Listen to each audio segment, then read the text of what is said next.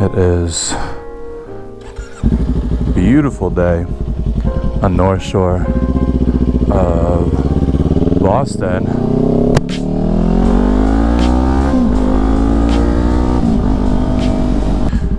Okay. Thought it'd be a good idea to kind of talk about this bike, my machine, and about how I got it, what are my impressions of it, all of that. I did mention it in the last one, but this is a Ninja 400. It is 2022, I believe. I got it last May. I bought it in April, picked it up in May, but I love it. I did a crap ton of research on what was a good bike, what was too big, blah blah blah, and I ended up landing on a Ninja 400. Honestly, because of, I'm gonna be straight up, because of the price. It was like $5,200 MSRP, new, and I'd wanted to get something bigger, but I couldn't justify spending more money on the time, since I had no idea to like what degree I would be invested in motorcycling. I was straight out of the MS, or the whatever it's called, the course, MSF, that's what it's called. I was straight out of the MSF course, and I just like wanted to get in the saddle at any cost, so I did that. A year in, I still have so much fun on this bike, and one thing that you guys, if you have a bike, you know this. If you don't, there's a reason why you're watching this, and it's probably because you are interested in it, or there's something attractive about what it offers, and I still have fun despite whatever power it does or doesn't have. It has enough usable power for me to bang through every gear and still have a smile on my face. So I love it. The clutch is super forgiving. It does have a slipper clutch, so it's a little pedestrian. I've gotten really good at these downshifts, and mostly that's thanks to the slipper clutch, because basically, if you don't know, a slipper clutch gives you some leeway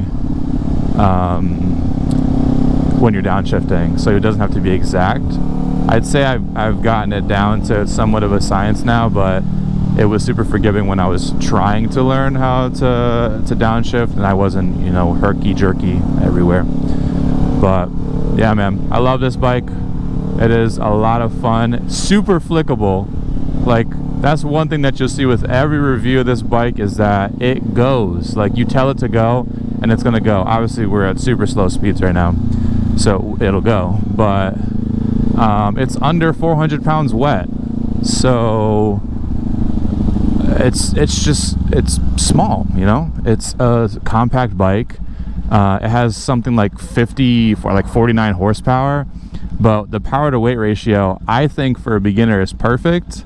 And because it's a V-twin, 2-cylinder, you have like really, really even power delivery, which I love. Because I can, if I'm zipping around side streets and doing whatever, I have torque throughout the majority of the power band. Where it does not shine is like at the top end, for obvious reasons. It's a 400, but everywhere else, I love it. Super fun. I definitely do not regret getting it, but fair warning, if you're getting into motorcycling, like if you're looking for a first bike, this is it. But your motivations for getting into motorcycling is really going to determine how long you have this bike, right? So for me, I wanted to get into the sport. I just wanted to get in the saddle. I wanted to get on something. test the waters. I did not want to get, you know, a super sport like a Gixxer 600 or ZX6R or anything like that, an R6. Number one, because they're stupid expensive, new, and number two, I didn't know how to drive. Oh my gosh, hello. I didn't know how to buy a used bike at the time, so I wasn't going to take that chance. If you are trying to go fast and like not race, but like be a sport bike person off rip, and you know that, don't buy this bike. Do not buy it. Yes, it is quick, it is forgiving, and it's a lot of fun, but top speed is like, I think I've topped it out at like, Speedo said like 128. It was probably a little less than that, and I felt like I was going really fast, but you realize how slow the bike, and I use that word with almost some regret in my voice, because it's definitely does not feel slow. And if you don't have any experience on a motorcycle, it's not going to feel slow. You're going to feel like you're freaking the Flash. But the moment you ride with somebody else who does not have a beginner bike, you're going to be like, oh my gosh, I need more. Maybe like 2 weeks into owning this bike, I drove it down to Connecticut, and I met up with a friend who has a leader bike, 2012 Gixxer 1000, and we were on the highway. I was cruising fine with him, but he blips the throttle a little bit and he is gone. Like, there's no comparison to other sport bikes when you're comparing this to those. And so if you want to keep up, if all your friends have 600s and leader bikes, go with something that has a little more power. You can get this bike but as a 650, so it's a sport bike, but it's not a super sport, like the ZX6R, and have more power to maintain with them. And you could buy that bike used. You could buy like a 2018 for 5K. Like do that instead. You can still keep up with them. You're not going to kill yourself with the power. Definitely don't buy a leader bike up front. But you have, you know, you're riding with a certain type of people, or with a certain type of person. If you're trying to get into this bike just to get into motorcycling, into riding, and doing, you know, just normal like stuff, and not being like a felon, then yes, get it by all means. You have enough usable power everywhere. Another pro is definitely the gearing. It feels very, very even, and I feel like I'm shifting so often, because I am, but because of that, I feel like I picked up on clutch and downshifting and up, all that stuff. I picked up on it, I think, much faster than I would have on a 600, because I have to use every gear in this bike. Like, I'm just not gonna sit in third gear at the highway. I'm gonna be at 10K trying to do that at you know, 60-70 miles per hour, and that just doesn't feel good. So who is this bike for?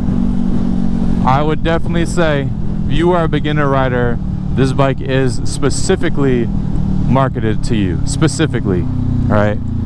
It is made with you in mind, which is a really cool thing, because it's forgiving, it's light. You know, if you're, you know, and they'll tell you this in the MSF, and all your friends will say this if they ride motorcycles, but most accidents for motorcyclists happen at low speed, because they throw a leg over a 450 to 600 pound bike, and then they try to turn and they lose their balance, and the bike just like falls down on their leg, you know. That doesn't happen with this. This is 300 pounds, and it sounds like a lot, but it really isn't in terms of motorcycles. And the center of gravity is very well distributed. You're sitting more upright, so you're not, you know, I'm not tucked the whole time. It probably sits more like a naked than it does a super sport. so it's a more comfortable bike too. But yeah, if you're a beginner, this bike is for you. If you are a beginner wanting to be a speed demon, you get this bike, but understand that you may not have this bike for long. I would definitely say I'm somewhat of a special case. You know, I've had this bike now for a full year, and I've put 4,700 miles on it, which is a lot for a new motorcycle. I've maintained it meticulously and all that stuff. But I simply just enjoy being in the saddle. I want to be on the bike, point blank period. So yeah, man.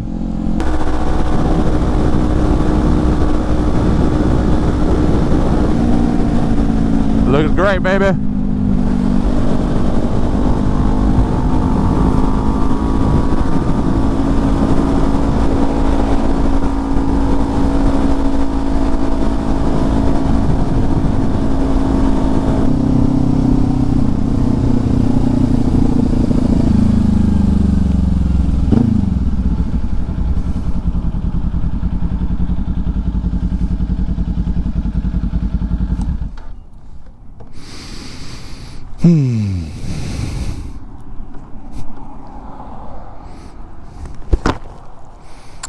Yeah, buddy. Yeah, buddy. It's a good looking bike. It is a good looking bike. Oh, taking Instagram videos, miss?